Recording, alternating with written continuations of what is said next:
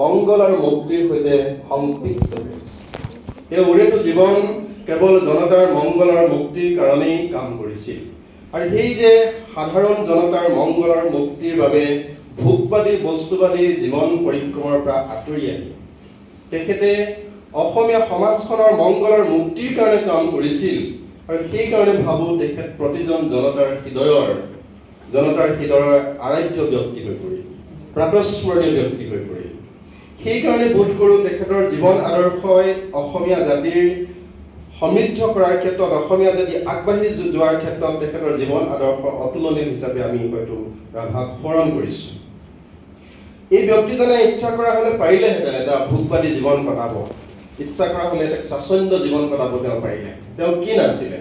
দেউতাকে সেই সময়ত যিটো চাকৰি কৰিছিল সেইটো সেই সময়ত ব্ৰিটিছে ভাৰতীয়সকলক দিয়া সৰ্বোচ্চ পদবী আছিল। তাতকৈ ওপৰত পদবী ভাৰতীয়সকলক নিদিয়ে। এনেকুৱা এটা সৰ্বোচ্চ পদবী দেউতাকে চাকৰি কৰিছিল।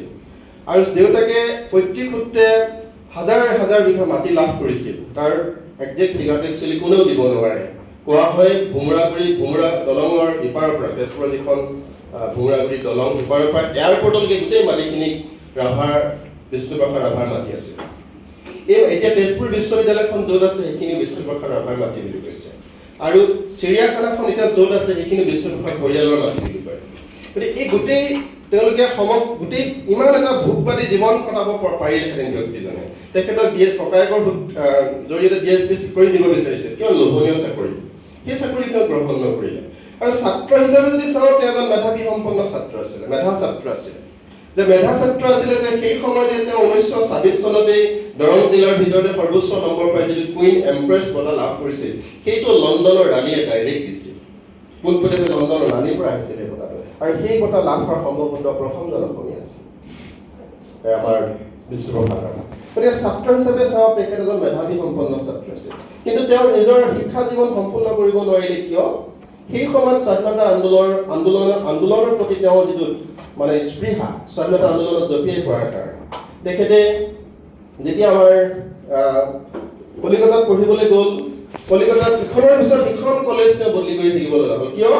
তেওঁ সেই সময়ত ব্ৰিটিছ প্ৰশাসনৰ ৰোষত পৰিছিল। তেওঁ 4খন কলেজ বদলি কৰিছিল জীৱনত, তথাপিও তেওঁ BA পাছ কৰিবলৈ সক্ষম নহ'ল। একেবাৰে শেষত তেওঁ কাৰ্মাইল কলেজ, যিখন এতিয়া বাংলাদেশৰ ৰংপুৰত আছে, তাত তেওঁ চিটাগঞ্জ নামৰ যিটো খাৰ বাৰুদৰ কাৰখানাত জুই লগোৱাৰ অপৰাধত সন্দেহত তেওঁক তাৰ পৰাও এৰিবলৈ বাধ্য কৰিলে। গতিকে ভিক্টোৰিয়া কলেজেই হওক, ৰিপন কলেজেই হওক, গোটেই জীৱন পৰিক্ৰমাত তেওঁ ক'তো শিক্ষা জীৱন সম্পূৰ্ণ কৰিব নোৱাৰে। কিন্তু এই ব্যক্তিজনৰ নাছিল কি? তেওঁ ভাল গাব জানিছিল, ভাল গাইছিল, ভাল খেলিছিল, ভাল নাচিছিল, ভাল লিখিছিল, ভাল অভিনয় কৰিছিল। কি দক্ষতা নাছিল! ইমান প্ৰতিভা সম্পন্ন ব্যক্তি এজন ব্যক্তিৰ গাত থাকিব পাৰে।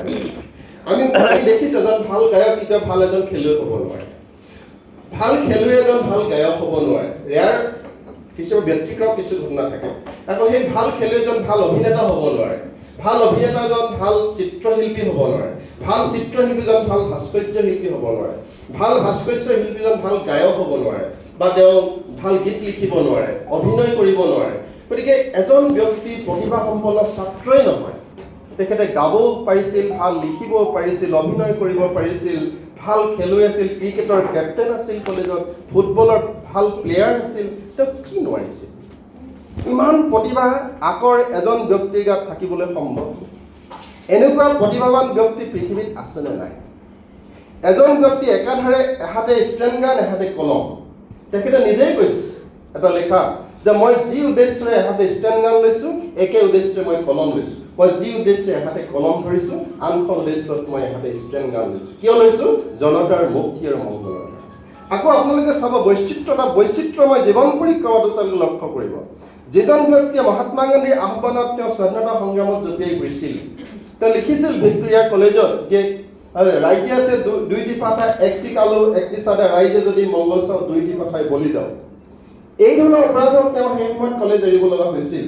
যে সেই সময়ত তেওঁ দেখিছিল যে এই আমাৰ সমাজ ব্যৱস্থাতেই আমাৰ মানুহেই আমাৰ শোষণকাৰী। যে পুঁজিবাদী শাসন শোষণ ব্যৱস্থা অৱসানৰ অবিহনে কেতিয়াও আচলতে জনতাৰ মুক্তি আৰু মংগল সম্ভৱ নহয়। ব্ৰিটিছৰ বিৰুদ্ধে সংগ্ৰাম কৰি স্বাধীনতা আহৰণ কৰিব বিচৰা মানুহজনে আকৌ স্বাধীন শাসকৰ ৰোষত পৰিব লগা। কিমান বৈচিত্ৰতা।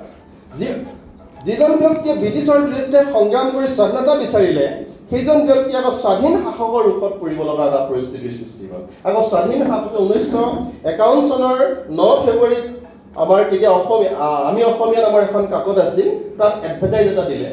তাত লিখিলে যে বিষ্ণুপ্ৰসাদ ৰাভা ওখ 6 ফুট 4 ইঞ্চি, কালাৰ মিঠা বৰণৰ, মুখখন গোলাকাৰ, নাকটো চেপেটা, এই ব্যক্তিজনক কোনোবাই দেখুৱাই দিব পাৰিলে 10,000 টকা দিয়া। সেই ব্যক্তিজনে কিন্তু স্বাধীনতাৰ মানুহৰ মংগল আৰু মুক্তিৰ কাৰণে ভাৰতীয় স্বাধীনতাৰ শিকলিৰ পৰা জনতাক মুক্তি দিবলৈ সংগ্ৰাম কৰিছিল। পৰৱৰ্তী সময়ত দেখিলে যে ইয়ে আজাদী যোদ্ধা হে, আমি যিটো স্বাধীনতা পালোঁ সেই স্বাধীনতাটো কেৱল মাত্ৰ ক্ষমতাৰ পৰিৱৰ্তনৰ স্বাধীনতাহে। সেই স্বাধীনতাই দুখীয়া সাধাৰণ জনতা, মেহনতি জনতাৰ, শ্ৰমজীৱী মানুহৰ মংগলৰ মুক্তিৰ কাৰণে কোনো কাম নকৰে। ঠিক সেই বিশ্বাস কৰি ল'লে। সেইকাৰণে কৈছে যে যেতিয়ালৈকে কৃষকৰ হাতলৈ, জনতাৰ হাতলৈ, সাধাৰণ মানুহৰ হাতলৈ, সাধাৰণ মংগলৰ মুক্তিৰ কাৰণে স্বাধীনতা হস্তান্তৰ নহ'ব, তেতিয়ালৈকে সেই স্বাধীনতাই কেতিয়াও জনতাৰ মংগলৰ মুক্তি সাধন কৰিব নোৱাৰে। সেইকাৰণে বিপ্লৱী কমিউনিষ্ট পাৰ্টীত তেওঁ এজন সদস্য হিচাপে